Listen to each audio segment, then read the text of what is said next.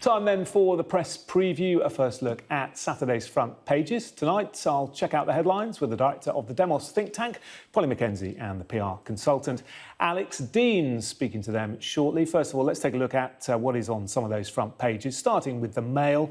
Well, they're positively furious, aren't they, at the Duke and Duchess of Sussex's departure from their remaining royal duties and titles while Prince Philip is in hospital, asking, have they no respect?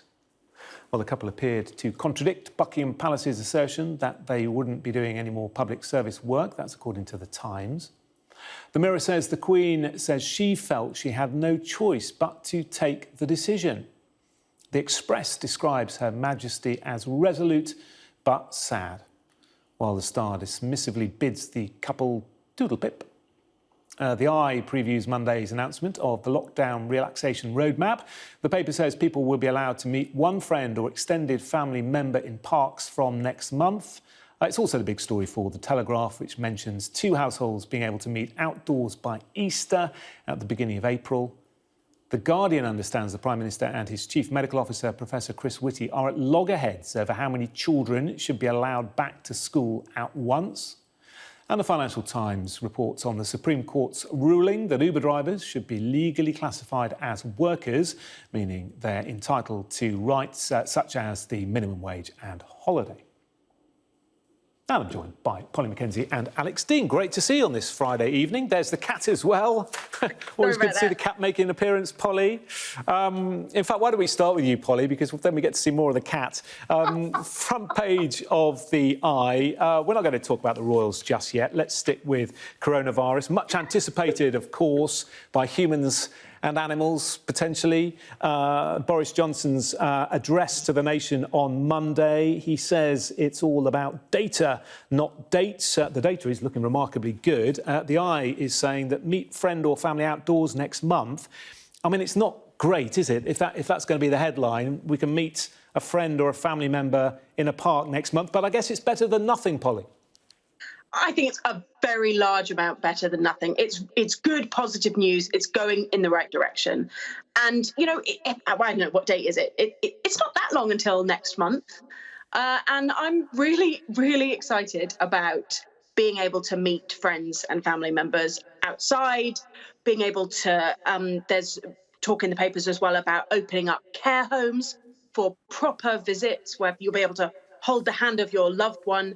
And I think that is so important. It's so important after this incredibly grueling lockdown period that people have that feeling that it's coming to an end, that they can hold out hope.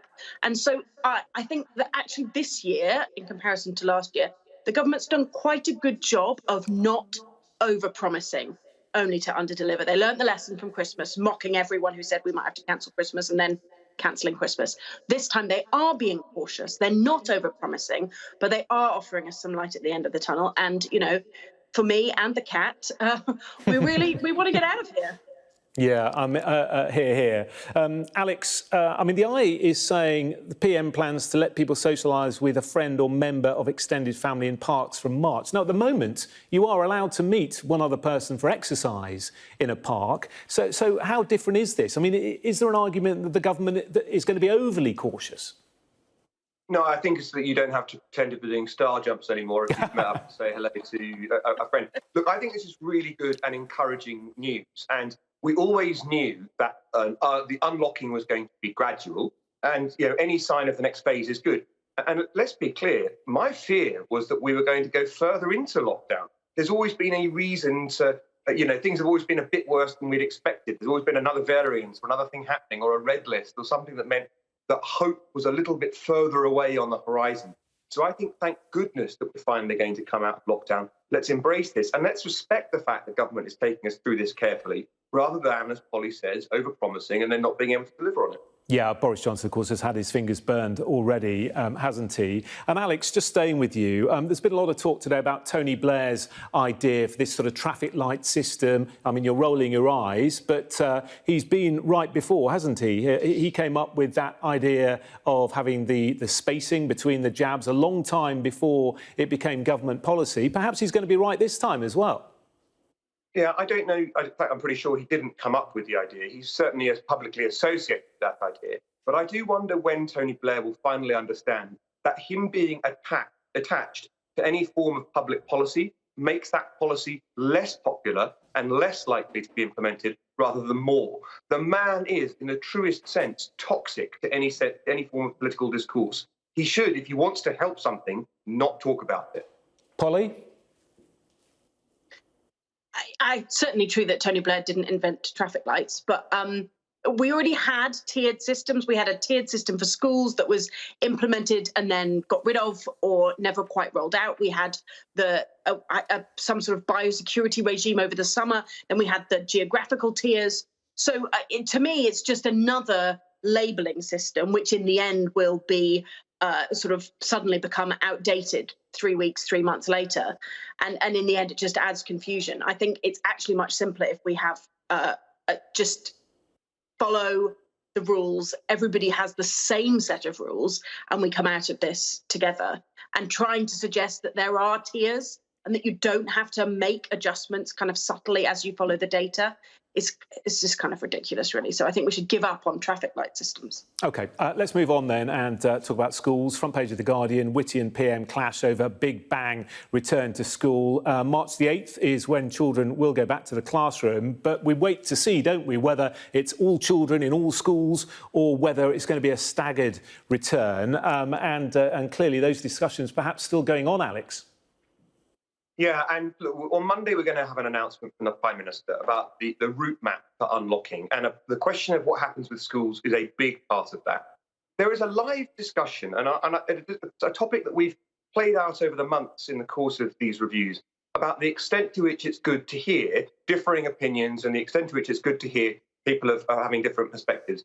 And on the one hand, people are treating us like adults if they are willing to let us know that there's more than one opinion about something. There are topics about which reasonable people can reasonably disagree.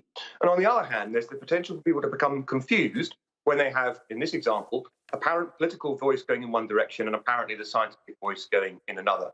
And I think it's probably a bit unhelpful for worried parents and indeed worried teachers to have that lack of clarity. I understand that people don't want to be associated with a course being set out with which they do not agree. But in the end, there's a reason. I know it's different, but it's not that different. There's a reason that we came up with the notion of collective cabinet responsibility, and that once you're on a path, you take that direction and everyone supports it, because it's important that we have clarity. Surely in a pandemic, it's more important than ever that we have clarity about what the rules are. I mean, teachers, Polly, have said that there hasn't been enough clarity, and they're really concerned because they say that they need time to organise whatever it is that the government wants them to put in place. This idea of testing, for example, is one such issue that they've got. We had a complete nightmare over Christmas where schools were told basically on the last day of term that they were going to have to reopen at the beginning of the following term, meaning that teachers had to spend their Christmas holidays planning for mass testing regimes. Then they were opened for 1 day, with some schools asked never to open, and then closed down again at the end of the first day of term. So teachers have absolutely been kind of marched up the hill and back down again about 17 times. I'm not surprised that they're exhausted. But Alex is right that having clarity, and March the 8th is still a few weeks away, it's a much better kind of planning window. I think what we should see is a bit more flexibility for schools who know the grounds, they know the buildings, they know the parents, to manage that entryway over the first couple of weeks and stagger things if they think that that's best for them to build up parent confidence, to put in testing, whatever it might be. I think, again, the difficulty we had at the end of last year was when Gavin Williamson, the Education Secretary, for example, kind of threatening legal action against local authorities that were wanting to close just a few days early before the end of term. And the reality is, if we don't get it right, you do then sometimes get infection that breaks out in a school, and then you have to close down the bubbles, or half the teachers have gone off on sick to self-isolate. And so actually you end up with more learning loss that way than if you just take it a bit slow and give teachers a bit more autonomy, especially those head teachers, to plan for their local circumstances. Yeah, give them more responsibility. I mean, they know their school and their pupils best, of course. And let's just finish this half, Alex, with a story that's in the Times. I mean, we're learning more and more, aren't we, about long COVID? And this study is quite concerning. Yeah, it's concerning because there is naturally a belief that, we can get vaccinated and get over this. And secondly, that If you've had COVID and you've recovered, then life goes on back to normal as if you've had the flu. Increasingly, it seems that's not the case. And the important thing coming out of this study in the Times is it's not the case for really quite young people as well. Many have claimed that the threat from coronavirus being exaggerated, and I know that we'll be poring over that in inquiry after inquiry and so forth for years to come. But it does seem from this study that there is a significant risk for younger people from so-called long COVID, that is significant life-impairing conditions well after the time that you first contracted coronavirus. And that should be concerning to us all. Yeah, another reason why we need to take it slow and steady, perhaps, coming out of lockdown. Alex, Polly, thank you both very much for the moment. Coming up, well, the Mail is very angry at the Duke and Duchess of Sussex. Again, we'll have more on that when we come back. You're watching part 2 of the press preview. Polly and Alex still with me. FT, Polly, and this Uber story has been interesting, hasn't it? The landmark UK ruling, which is going to have ramifications really around the world. And it seems that drivers potentially are split on it. Yeah, so this is quite a narrow case, actually, around the employment status of workers several years ago, actually, about 16 workers, a test case that said basically they should be classified as workers rather than as self-employed people. And that changes their entitlement to things like sick pay or holiday pay, but crucially means that they ought to be paid for time they're spending on the app. I think the key, rather than time they're actually spent driving, as it were, the key question is, because Uber have made some changes over the following years to the exact model and exactly how the system works, is that there may need to be further test cases and to push the boundary of this. My own view is that we need to take a different view of how we regulate this gig economy, and that you do need to have a kind of minimum wage for self-employment.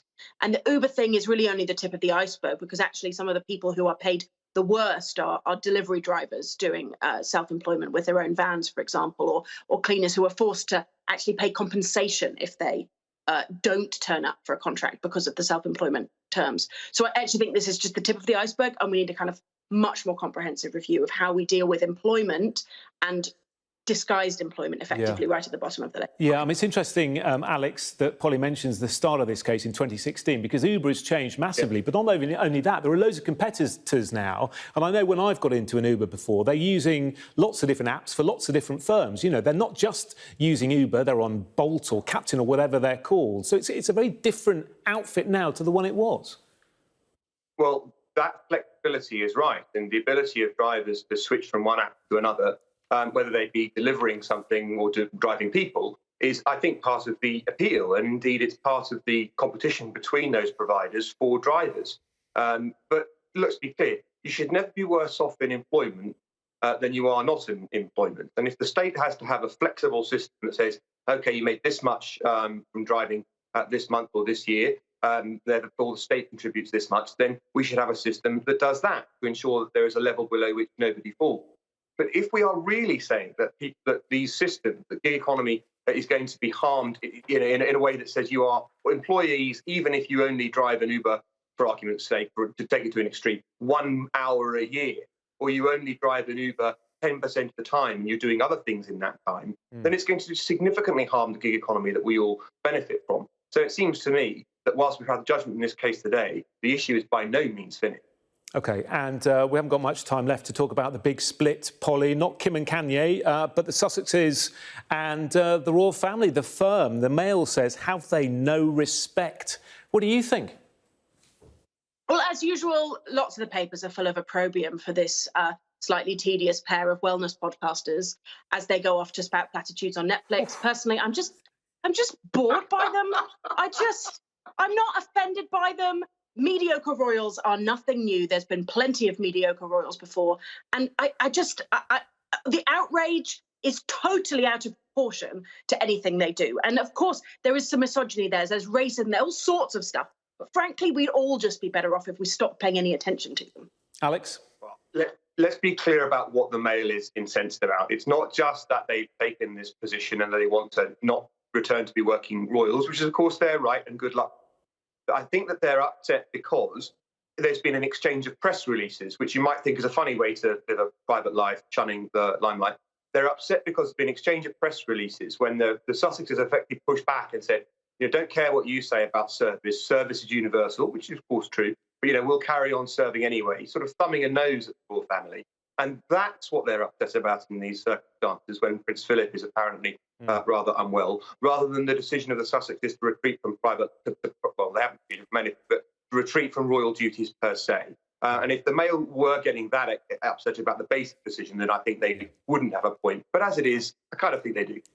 OK, Alex, Polly, thank you. We shall speak to you again in half an hour or so.